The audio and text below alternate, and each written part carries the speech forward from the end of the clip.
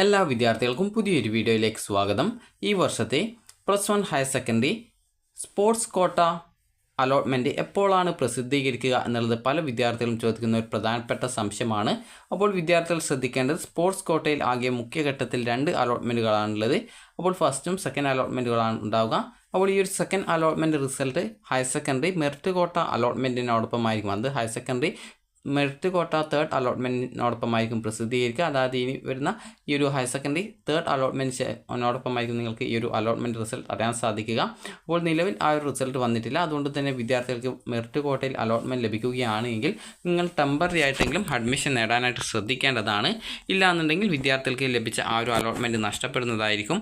അതുകൊണ്ട് തന്നെ വിദ്യാർത്ഥികൾ ഈ ഒരു അലോട്ട്മെൻറ്റിനായിട്ട്, അതായത് സ്പോർട്സ് കോട്ട അലോട്ട്മെൻറ്റ് ഈ ഒരു തേർഡ് അലോട്ട്മെൻറ്റിനോടൊപ്പമാണ് വരിക. അപ്പോൾ അതുകൊണ്ട് തന്നെ നിങ്ങൾക്ക് സ്പോർട്സ് കോട്ടയുടെ അലോട്ട്മെൻറ്റ് ആ ഒരു ഘട്ടത്തിൽ മാത്രമേ അറിയാൻ സാധിക്കുള്ളൂ. നിലവിൽ വിദ്യാർത്ഥികൾക്ക് മെറിറ്റ് കോട്ടയിൽ അലോട്ട്മെൻറ്റ് കിട്ടിയിട്ടുണ്ടെങ്കിൽ വിദ്യാർത്ഥികൾ ആ ഒരു മെറിറ്റ് കോട്ട അലോട്ട്മെൻറ്റ് ലഭിച്ച സ്കൂളിൽ നാളെ വൈകുന്നേരം 4 മണിക്ക് മുമ്പായിട്ട് പോയിട്ട് അഡ്മിഷൻ നേടുക.